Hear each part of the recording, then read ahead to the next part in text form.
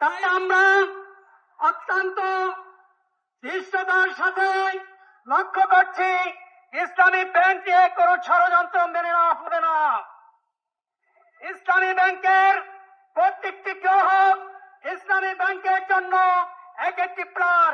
তাই আপনারা ইসলামী ব্যাংক নিয়ে যে সমস্ত চিন্তা ভাবনা আপনাদের রয়েছে সেগুলোর থেকে পিছিয়ে যাওয়ার জন্য আমরা আপনাদেরকে উদাত্ত আহ্বান জানাচ্ছি।